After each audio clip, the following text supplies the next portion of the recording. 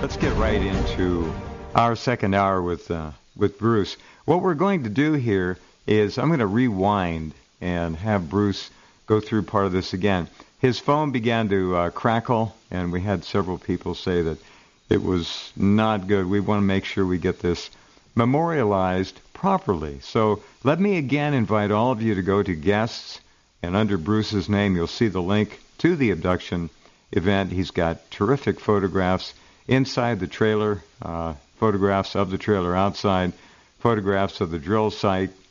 The drill crew was standing, watching. He's got the. I guess you had them all get together to stand where they were when they were watching this nighttime event the night before, and then you show the light beam to the trailer, or is this the actual drill crew watching the abduction? Looks like it was. You simulated that, so we're going to get to that. What I want to do is just let's go back to what happened the night before. Now, all of you, if you can look at these pictures, you'll see it's pretty desolate out there, really. Looks like it's been logged off or something. It's a very unusual topography for Virginia, at least from what I've seen photographs. Okay, so the night before, how many men were working on the night crew? How many saw the UFO come over and hover in the field adjacent to the drill site? 10 guys? 8 guys? Somewhere between 8 and 12, I would say. Probably closer to 12 if you include the supervisors and the all right. And the mudlocking crew. And what you see in that one diagram is my simulation of what I saw. Okay? And also the beam of light is what I remember when I was regressed, hypnotically regressed. And I remember seeing the drill crew standing huddled together on the ground, looking up at me and the aliens that were carrying me or moving me towards the ship inside this beam of light. It was very unreal, surreal. But I literally, in that regression, recalled watching this happen. And I blocked most of that memory out. It was just too unbelievable for me to even comprehend. Had no idea what an alien abduction was. Had no idea what aliens were, other than that, they were supposedly the beings that flew these UFOs. Sure. And and I had thought that I had missed the return of the craft that night when I went back in the back of the trailer to take a nap. And yet I was the one who was literally abducted and taken into that craft and operated on. And, okay. So let me do this. The night before, when the crew saw it, describe what they saw again. I want to get this absolutely correct. They're out there working on the rig. The rig is lit up. Hold it. Keep that phone away from you. You're fine now. Okay. The rig is lit up. It's night, and all of a sudden, off to the side, 400 or 500 feet away, comes a UFO, a lighted disc with you say rotating colored lights on it. Describe that again, if you would. Well, that's what the drill crew had described to me, that it was had multiple colored lights around its rim, and they seemed to be moving or blinking on and off. So that's the only description I actually have of what it looked like from them. Wow. Okay. All right. Now, that's the night before. In the morning, how did they describe to you what they saw? As I just said, but that information was passed on to the day crew, okay? You got it secondhand. Okay.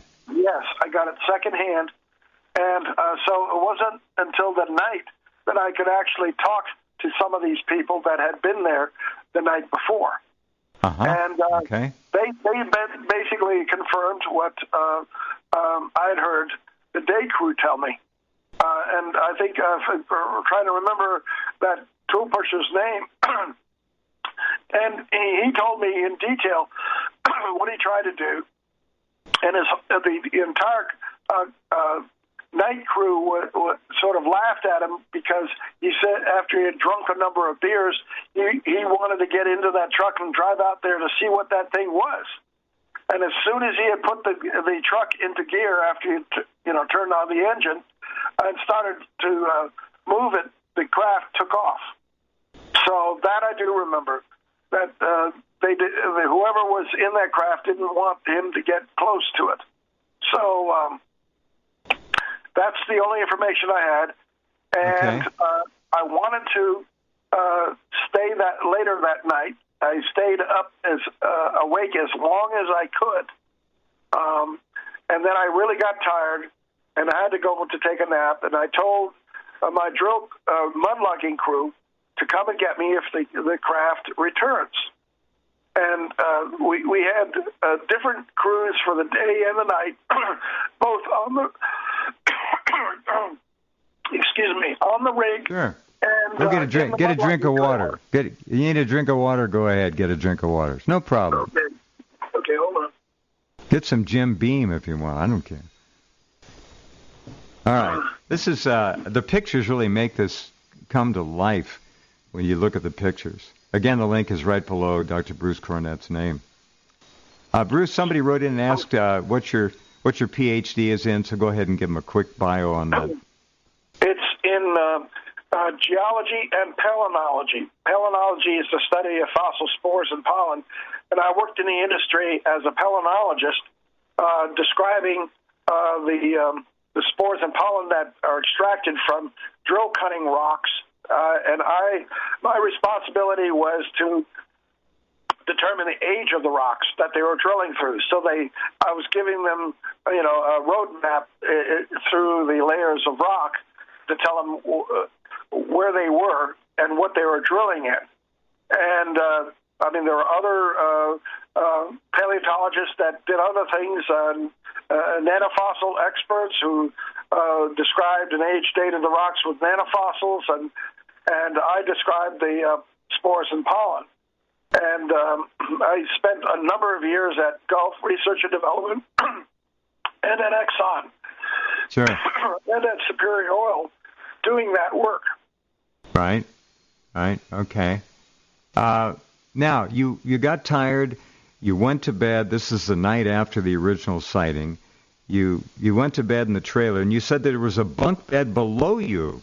Is that right? And that that woman was using the bunk at the time you went to bed? Well, in the photograph, she was sitting on that bunk.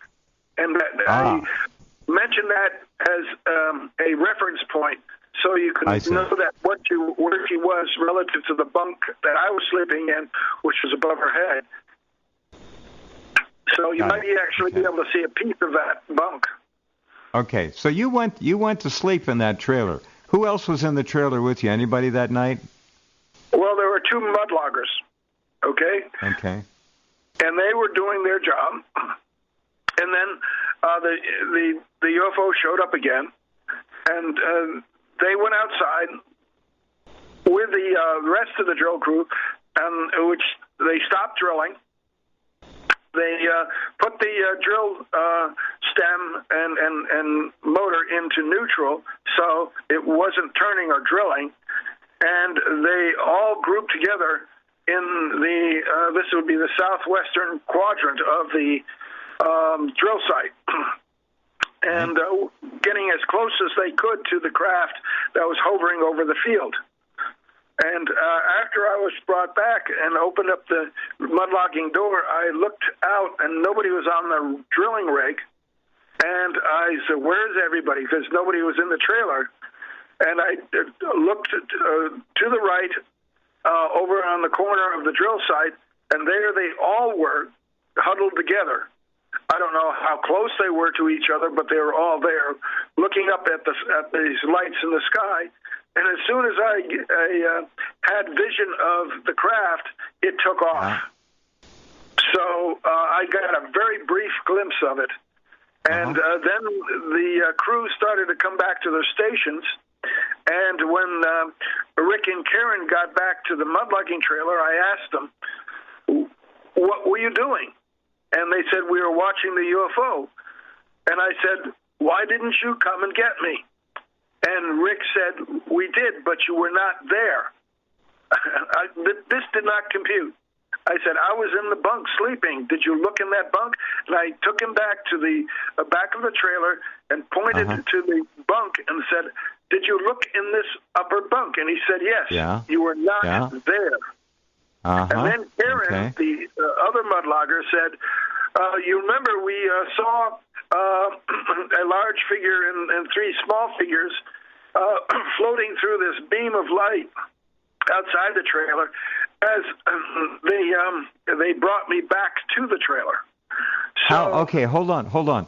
I want to get this in mind. We got the picture. You've drawn the line wonderfully. I get it. There's 8 or 10 of them standing there watching this. You're being returned at that point down the beam of light, correct? And that's a horizontal beam of light for the most part. Yeah, connecting the craft with the trailer. Yeah. And in the bunk where I had been sleeping. And the aliens brought me back and they dropped me off in my bunk and then left. But Bruce, excuse me, I'm sorry to interrupt. These guys, these are tough people. They're not wimps. They're watching 3 little ETs and Bruce Cornet, one of the owners of the company, floating through the air. How are they talking to you about this? What are they saying? I mean, they must have been absolutely, as they say, gobsmacked. Yes, they were. I was amazed that Karen recalled enough because Rick, didn't disagree with what she was saying, but I didn't. Wasn't in the presence of mind to question them. I was not a UFO investigator. I didn't. I had never studied abductions before, so I didn't know what questions to ask. I mean, they were telling me that they saw something that they thought might be me being brought back to the trailer. And then suddenly I'm waking up in the trailer, and I go out, look out the door of the trailer and see them all huddled and as the craft takes off. And they come back and describe what they saw as I was being returned to the trailer. And I asked Rick, did you come and try to get me? And he said, yes, but you were not there. So this I was literally physically missing when all of this was happening, and they couldn't understand what would happen either. I mean, I would love to have been aware of all of this back then. And Bud Hopkins, if he had written his book that early, I might have gotten a clue as to what had happened. Or gotten a cue either way. Listen, I've still... You've got 8 or 10 workers there watching you float back down. Was the ship visible as well? The light was connected to the ship, and they saw you come out of the ship, so to speak, with the 3 little guys. They were bringing you back? Or was it just something going... Was there no ship visible? Oh, the ship was visible, according to them. They could define it by the lights that were flashing on and off. Maybe they couldn't see its detail of it because it was night time. Understand. But here you are in this beam of light. They must have been absolutely beside themselves. This is major motion picture stuff. They, just like in Travis Walton, the other loggers that were with him, they didn't know what to say, and they had to be interviewed very carefully later on to be able to bring out all the details of what they saw happen to Travis Walton. And I think that the crew that I had was equally stunned by what had happened. They couldn't fathom it. It didn't fit any vernacular or vocabulary that they had experienced in the past. So how are they going to relate to it? Got it. All right. Very good. Now, hold on. I was extremely in a lot of pain when I was returned.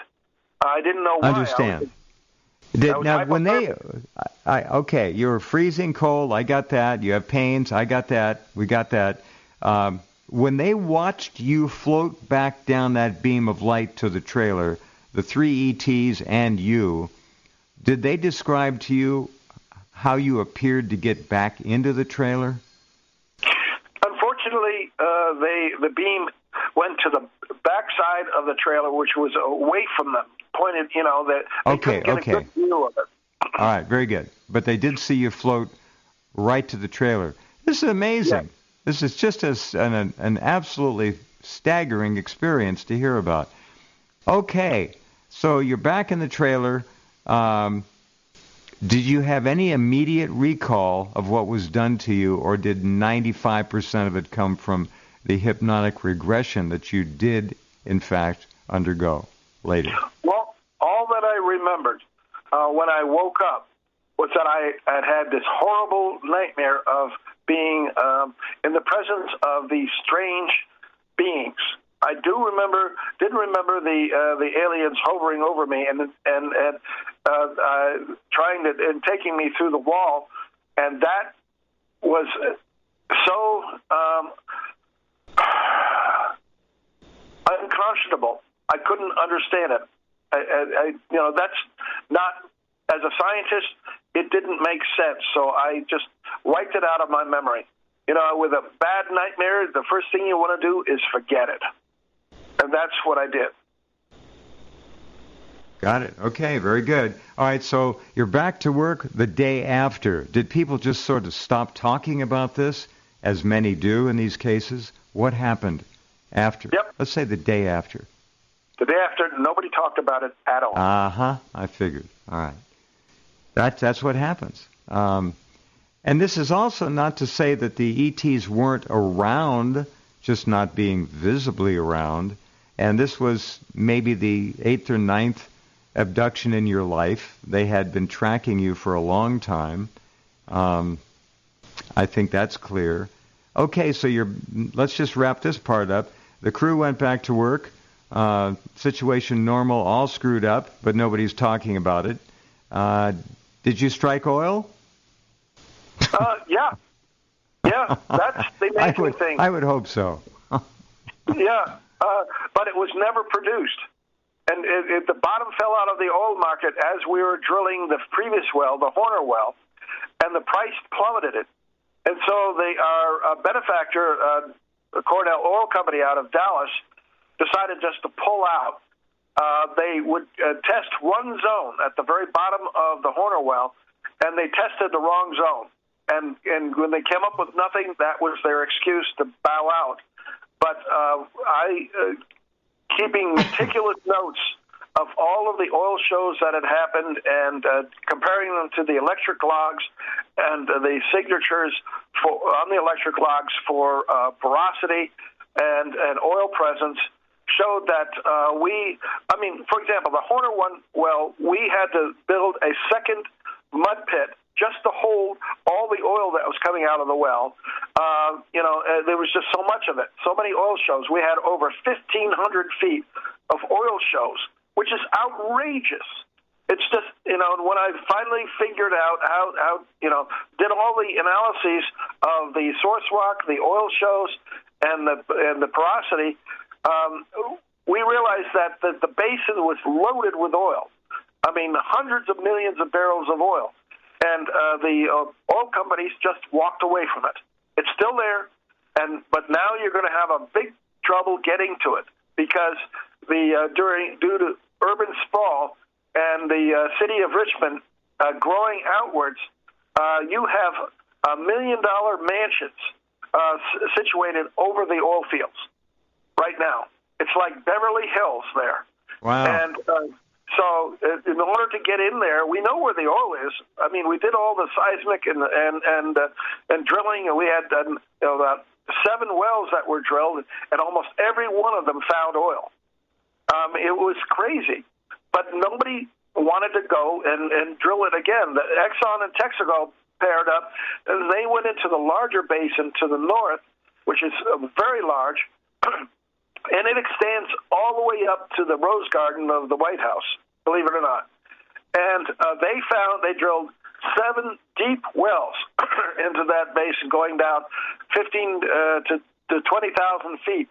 And right. The word that came out of their exploration at that time was that they had found enough gas to supply the entire east coast of North America for the next 100 years.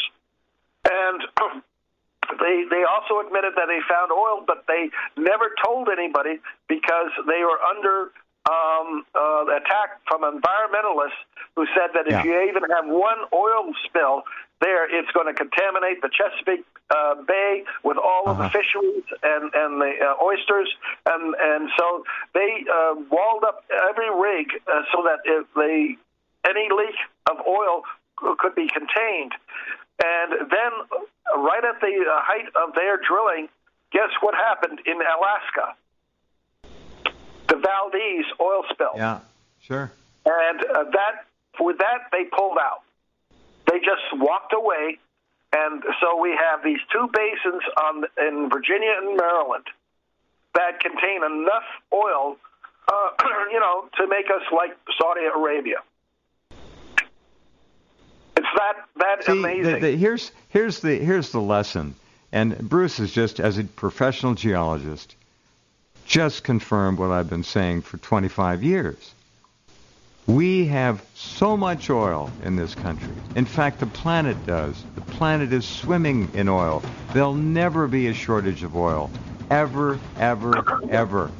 It's everywhere. It's constantly being made by deep geologic processes that aren't necessarily fully understood.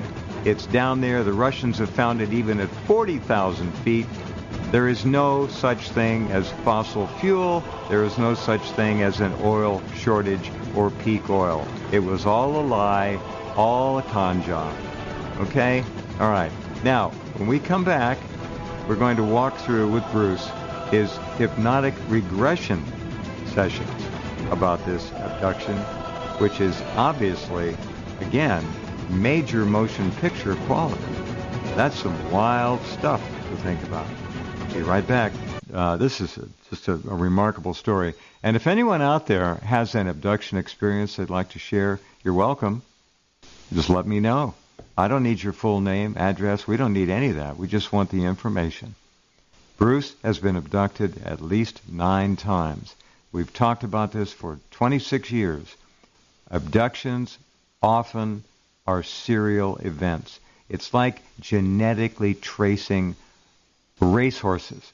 They'll go grandparents, parents, children. I've heard that so many times. But now, I'm not hearing about abductions. In the 80s, 90s, they were common. They were all over the map. No more. So maybe David Jacobs was right. Whatever was going on reached pretty much the end of its cycle or its projected goals. We don't know. His book is called The Threat. Very interesting book. But this story tonight from Bruce Cornet is really amazing. Bruce, let's go ahead then. We've got about 25 minutes. Let's go up to the next step, and that would be hypnotic regression. Why did you choose to go through this, and how did you find out about hypnotic regression? Okay, very good. In 1992, I became aware that I was living near a UFO hotspot in the near Pine Bush, New York. I contacted Ellen Crystal, who wrote the book Silent Invasion. She took me out into the field, and I had seen this miniseries based on a book by Bud Hopkins called Intruders on television, and I was amazed that this type of subject was getting any credibility at all on mainstream television. And I wanted to know, after I'd read her book, is this for real? Okay? Now, when I watched that miniseries on television, it seemed uncannily familiar. I mean, there were things about it, about the depiction of the aliens and about the procedures that took place that were familiar. I couldn't understand why they might be familiar. But I went through my memory saying, I wonder what I could have run into. Could I have had any accounts, that might relate to being abducted? And the 1981 well site abduction stood out because I actually had my well log book, and I could read in it that we saw a UFO there, and I remember that Rick had come to get me and couldn't find me, and then Karen said that she thought she saw me being brought back to the trailer, and this puzzled me. And I then read more into the subject, realizing that a lot of people can have their memories blocked, and the only way to get past that is through hypnotic regression. That frequently helps. And it wasn't until 1995, through my contact with various people, that I'm not sure exactly how I got to know Fred Max. I think it was through some other people that I knew in Pine Bush area from Middletown that told me about him. And Pat and I contacted him, and he lived in drivable distance at that time.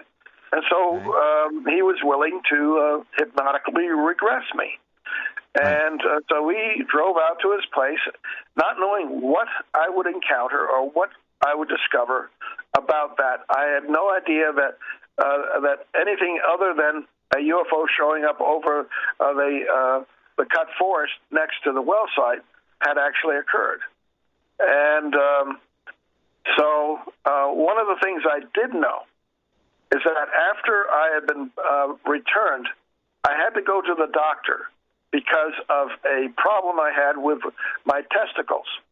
I knew that when I was brought back, my testicles ached, along with joints in all of my body. Right. And I didn't understand. Did you have any needle holes in your elbow, shoulder, knee joint, hip joints? Did you have any obvious intrusions that you could see, bruises, marks? No, I didn't, which was strange. But my right testicle had developed a huge cyst on it. I went to the doctor, and they checked it. And they said, yes, we don't understand why this would have developed and why it has it, but usually cysts develop when there's an irritation. And so that was one of the reasons I wanted to be hypnotically regressed. All right, let's jump forward to the actual session. I don't want to come up short on this. Go ahead. Okay. Essentially, he took me back. He did very little, very few questions. Just where were you? What do you see? Describe what is happening. Blah blah. That's about it. And first I remember seeing those three beings hovering above me in the upper bunk. So you're on your back in the bunk, and you see these three hovering above you. Were they obviously they must have been able to penetrate the roof? Were you looking through the roof? Was it as if the roof was not there, and you were seeing the three just hovering there? I can't really comment on that. It's like they fit into that space between me and the roof, barely. They were right there. Okay. Almost. All right. So the bunk is not high. The bunk was down rather low, and there's enough room above the bunk and the ceiling for those three there. Were they looking down at you? How were they acting? Do you remember? Yes, they were looking at me, and one of them touched my head with this metal wand, and I felt some energy going through me. And the next thing I knew, they were lifting me up off the bunk, parallel with them. And, I still don't have an understanding of the spatial relationship. Maybe they were not they took me into their dimension or whatever, so that they could have had more space than what was actually there. don't know. There is also the argument that we're 99.9% emptiness anyhow. The standoff between protons, electrons, the molecular issues. The suggestion I am most comfortable with is that they set your body into a certain vibrational frequency that allows it to pass through what we call solid objects. Yes. So that's possible. And I relived them passing me through the wall of the trailer. Right. Uh-huh. Then I remember them taking me in that beam of light to the UFO.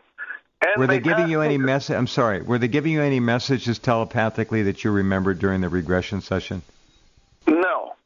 Okay. Well, not at that time. Right. They pretty much paralyzed me. Okay. Right. So yeah. I mean, I could see things. I could move my eyes, but I was pretty much paralyzed. I understand. And I remember them floating me through the wall or the hull of the craft. Just as easily as they floated me through the side of the trailer. Oh, okay. No door, no porthole, no gangway, no nothing. You went right through the wall. All right, you're inside. Right. What do you see? Then I remember being in this room and them telling me. Then they gave me back enough conscious control of my body so that they started taking my clothes off and and then they walked How did me they? in. Wait a minute. Oh. How did they take your clothes off? Did they actually undress you with their hands physically? I think or did they so, ask but you to do it? That's a good question.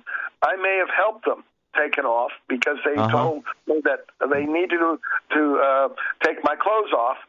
So, the buttons and things like that I may have had in my shirt, I may have had to help with because it may not have been able to understand how that works. Got it. All right. And so they walked me into this operating room, which was very bright, had metallic walls around it, and there was an operating table with lights, over it. It looked like a modern day a hospital operating room, and they put me on this table, and it was very cold. I remember that the inside of that craft was very cold, which would explain why I became hypothermic. And I was very uncomfortable, and there were about, I would say 6 of them that surrounded the table. One was a female. I seem to have known that, and she telepathically told me that she knew who I was. She had, was aware of who I am, and that we had met before. And there was a doctor there who was instructing their medical personnel to do the operation on me. What they wanted to do is to take a sperm sample. And not realizing what they were going to do, they brought in this piece of equipment that looked like a large vacuum cleaner on wheels, and it had a long tube, and they attached that tube to my testicles. And it was extremely painful what they were doing to me, so painful that I overcame my the paralysis that they had induced hypnotically, and sat up to try to reach for that device to take it off my testicles. Sure. And one of the other medical technicians climbed up onto the table, got on top of my chest, and looked me straight in the eyes, so that he was staring right into my eyes at that point. So I got a very good look at his face, and he took the pain away and subdued me and rendered me essentially not a problem. So, well, that was they should have thought about a little pain anesthesia before that, huh? Right. Did this guy have? Go ahead. No, you finish. They didn't realize that it would be that painful, and that I would. See. That's my guess. Did he have the big almond eyes? These beings, I'm glad you brought that subject up, were very different from the Greys. When I was 8 and 9 years old, I was abducted by what you would call the Greys, the short and tall Greys. These beings are very different. They were about the same height, 3.5 feet tall, except the doctor was a little taller. And they were wrinkled. Their faces were very wrinkled. They had these brow ridges above their eyes, and their eyes were circular in shape. And their skin had the texture of elephant skin, which was weird. When that one got on top of me and was a matter of inches away from my face, I could see what his skin looked like, and it was it wasn't a smooth skin at all. Their color was yellowish white. But that were they wearing anything that we'd call clothing or uniforms? No. All right. They were just skin, no clothing, so to speak. Skin. All right. And were their faces close enough to ours so they could pass, or were they obviously alien? They would look like a very old man or old woman today. They could pass to a certain degree. In fact, on that website, I show pictures of them. Now, what was really bizarre is that after I had drawn a picture of one of these, they had these ridges on their nose, these brow ridges that are above their eyes, and these circular eyes with eyelids that closed like a lens on an old camera that shut down. Interesting. Yeah. Okay. There wasn't I'm looking at the pictures right now, so I got that. Yeah. And this is a different group. As I've said so many times, we're being visited by any number of different intelligent life forms, and they're doing their research. Not fun. What is amazing, every time I've been abducted by these types, it's always been in Virginia. I've been abducted 4 times by them in Virginia. Oh. So now I haven't met them in any other state outside of that area. And that can get into another discussion about my wife, because she is an abductee, or was at the time. And she remembered being visited by these wrinkled-browed aliens when she was at Brown University. And she did one of those drawings of the face. And it's very good. Very good. So let me do this real quick. Hold on. I'm going to read one paragraph from the regression. For all of you listening, the regression session, Bruce has translated that into text so you can read it. All right? Here's just one little piece. I feel like I'm inside a room. It's no longer dark outside. It's light all around me. There are more of these beings walking around. They have me on some sort of table that's moving. I'm moving down this hall, and they're walking next to me. I'm trying to look at their faces. Now, in the light, they're so pale. They almost look like ghosts. They're so pale, almost white. They're all small, with big heads, small spindly bodies. I see one now. He's doing something. He's doing something with some stools or instruments. I feel I am on a table. I'm trying to ascertain if I'm awake or not. There's another one who looks into my eyes, and he's calming me down. Strange eyes. And they're taking my clothes off. I feel them taking my clothes off. Now that's a verbatim piece of the regression session, which is all recorded, of course. And it's all there for you to read and walk through. Okay, we have about 6 minutes. Go ahead. And so my wife had run into these beings before, too, but not in Virginia, although she had lived with her parents in Virginia a number of times. So they may have first made contact with her then when she was a child. And what is also interesting is that we were visiting her mother, who lived in Massanutten Village on the Massanutten Mountain and part of the Blue Ridge Mountains, back in 1993, we went up to spend Thanksgiving, Pat and her kids and I, and we wanted to go up to the Skylook out top, which is a switchback road that goes to an overlook of the ski resort there, Massanutten Village Ski Resort, which is very famous. And we basically were waiting for something to happen. I had put my camera on a tripod in front of the van, and there were other people up there, and then finally they left. And then this, what appeared at first to be another car coming up into the parking lot on the top of that mountain. But the problem was it was floating above the ground. It had a dome behind two bright lights. And when I looked at it, I felt the sting in my eye, and then this telepathic thought, don't look at the lights. And the sting in my eye caused me to turn away. And when I tried to turn back to look at the lights, my body was frozen, paralyzed. And all I could do is move my eyes.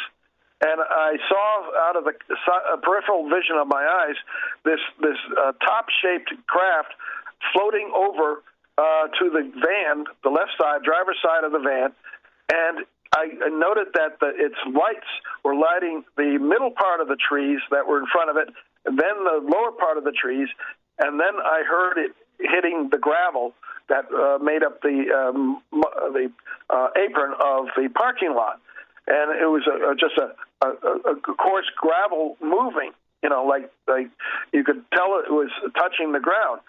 And then there was silence, and then I heard the driver's door open up. And the next thing I knew, I felt this bang in the back of my head, and I was knocked out. When I started to come awake again about 30 minutes later, I looked and the craft was leaving. But the amazing thing is that the whole area around the van and this little shuttlecraft was illuminated from above. And Pat was being abducted from the passenger side of the seat. They paralyzed her and took her and put her in that little shuttlecraft and took her up into the big craft that was hovering above us and did a medical exam, a gynecological exam, psychological exam, brought her back and put her back in the passenger seat. And when we woke up and realized what was happening, I said, maybe we should go back down to the house. And she said, that's a good idea.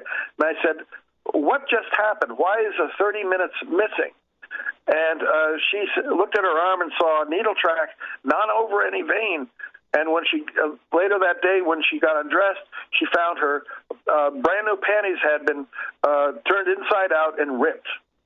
So we knew we had been abducted. And I had two holes underneath my ear canals on either side. They did that operation while I was sitting in the driver's seat. And I have an X-ray of that, of showing the holes that had been pierced in the side of my skull.